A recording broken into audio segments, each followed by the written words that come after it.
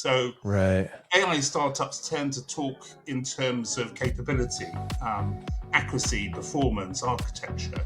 They're explaining what the technology actually does.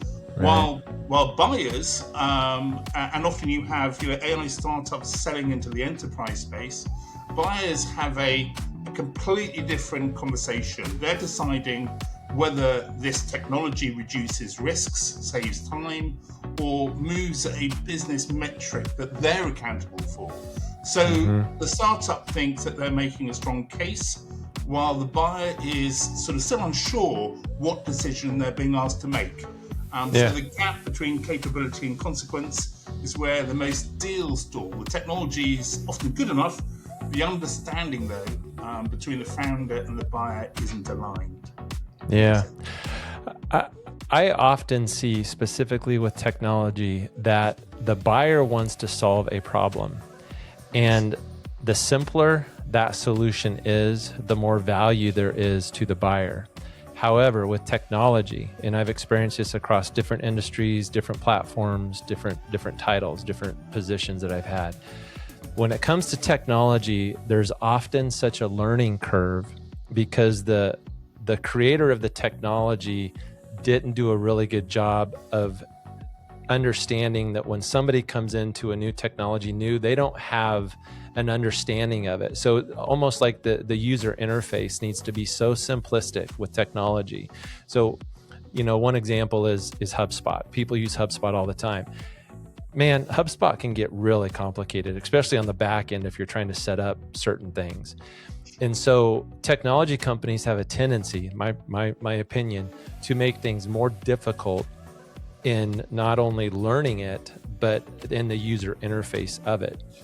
So we just, here in my little world that I live in and my family, we just switched cell phone carriers. And so I had to go from one to another, same phone, iPhone, but different system. To the app was different, turning on the location services so I know where my kid's at, all of these things were different.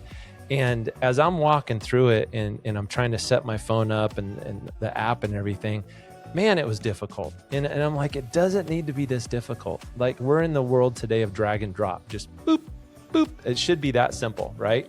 But oftentimes the guys that are creating the technology fail to step out and into that role of brand new user. Like, what is this experience like as a brand new user?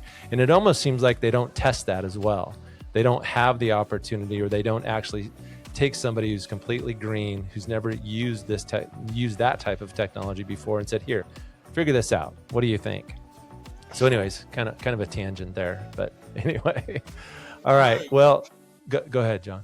No, I think that matters. There's often a mismatch in that sense between the seller and the buyer. Yeah. And when you look at the AI market, AI